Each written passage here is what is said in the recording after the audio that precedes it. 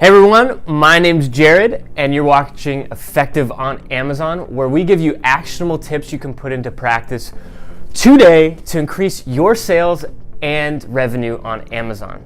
Today we're going to be covering the business report section on Amazon, and we're going to be specifically focusing on the detail page and sales reports by ASIN. Now the reason this is so important and why we feel like this is important to make a video about it is it really gives you good insights on how each product is performing. And through this data, you can make even better business decisions per ASIN, changing product pages, changing how you're advertising, things like that. The one catch here with the reports Amazon gives you is they do not give you true conversion rate. That's where we come in, and we're going to show you how to calculate that true conversion rate so you can actually see how well your product is converting, how you can make changes, and trend it out over time and just see the progress you're making. And one other thing to note, as you focus more on conversion rate, you'll see your organic sales increase and increase even more.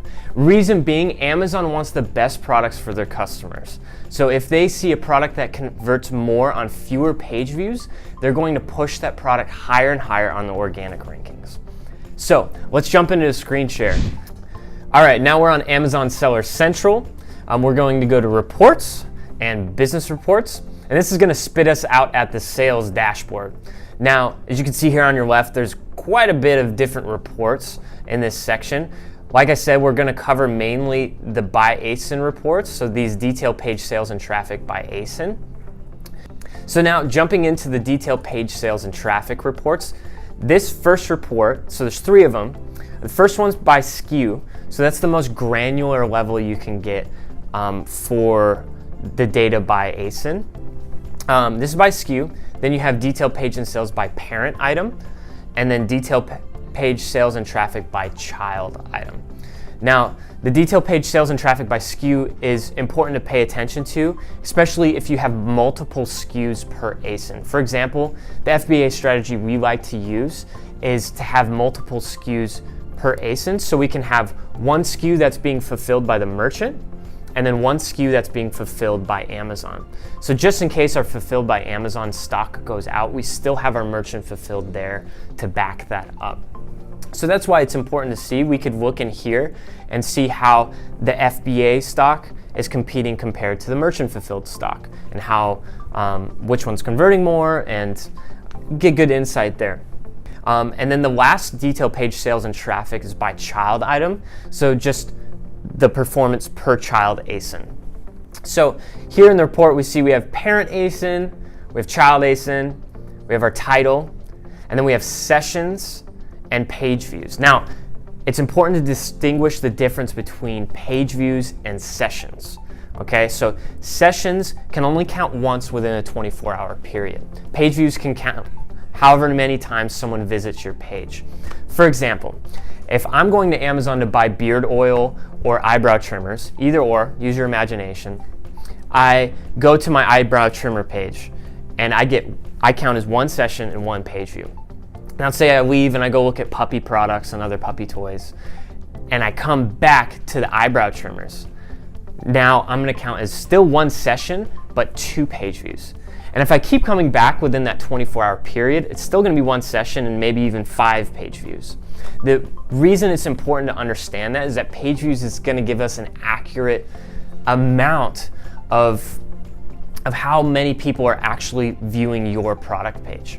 And that's an important thing to consider when calculating conversion rate. So remember that distinction, because we're going to be talking about it as we calculate conversion rate. Another good metric here is buy box percentage. This is good for all sellers, and the reason I'm telling you this is some may think that buy box percentage is just good for those that are competing with other sellers for the buy box. But it's also good for sellers that manufacture their own products and are the only seller on that product. So what this is going to show you is the percentage you're winning the buy box. So say you are competing for the buy box, this is going to show you I'm winning, for example, maybe 50% of the time. From there, you can understand, okay, maybe I need to make some changes on my price, on my fulfillment, things like that, so you can improve your buy box percentage and this metric. This is also good for those that aren't competing for the buy box. Reason being, if it's below 100%, most of the time your listings are being suppressed for some kind of quality issue or some type of issue on the product page itself. So you should look into that. This almost acts as a health metric for your products. So always keep an eye on it. It's a really good metric to have no matter how you're selling. Then we have our units ordered, which self-explanatory, how many units you sold. And then we have our unit session percentage. Now, bless their sweet little hearts, this is Amazon's attempt of conversion rate. And it's a little flawed, and I'm gonna tell you why. It's dividing your units by the sessions. The problem with that is some customers wanna order multiple units. And when they order multiple units, it's going to skew this percentage. It's not really gonna show you conversion rate per se. And what I've seen in my experience is we have a unit session percentage for a long time of 20%, 20, 30%, and then someone orders a large amount of units within one order, and our unit session percentage skyrockets to 40, 50, 60%. Now, if I would think that's conversion rate, I'd think, wow, I'm converting so much better, I'm performing so much better, my changes must have helped. But the actual case is that someone just ordered a lot more of those units, and that increased our unit session percentage or conversion rate. So it's important that we calculate conversion rate so we have a reliable metric that we can trend over time, that's not going to be skewed by any other variables. And I will say that conversion rate calculated, like we're going to show you today, to calculate the true conversion rate, will be lower than unit session percentage, but will be more accurate over time. Okay, now we're going to show you how to calculate true conversion rate using these metrics. So what you're going to want to do is export this file, go to download and CSV, and that'll download into an Excel file that then we can there manipulate and show you how to get these metrics. Okay, here we have the export, and as you can see, we still have the same metrics except for conversion rate, which we added in. As you can see from first glance, the unit session percentage is much higher than the conversion rate. The reason being is because more units ordered per order is going to skew that percentage up even more. As you can see here, example product number 4, we can see the unit session percentage is 39%, where the conversion rate is 15%.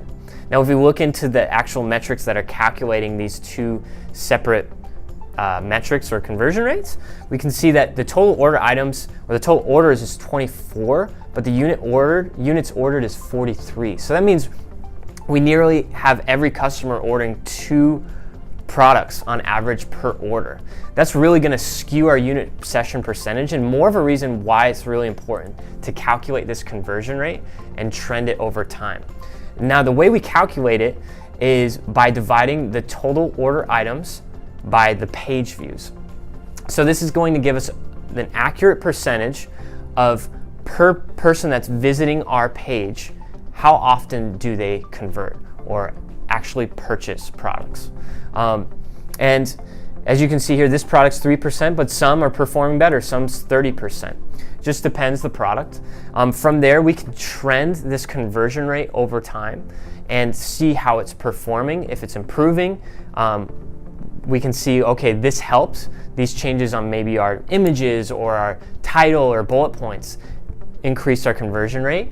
Or if we're seeing a decrease in conversion rate, that can be a red flag for us to say, okay, we can maybe improve or update some copy, or in the bullet points, answer some questions that customers had in the reviews, things like that. And it just keeps us aware of how the product's performing. And what we do is we export this every week and we trend it out. You can do it every day, every week if you want to do it like we do, or also you can do every month, every quarter, every year. It just depends how you want to look at the data for your business and what's the best for you. Thanks for watching. Don't forget to comment, like, and subscribe below, and let us know what questions you have about Amazon that you'd like us to cover in future videos. And until next time, See ya.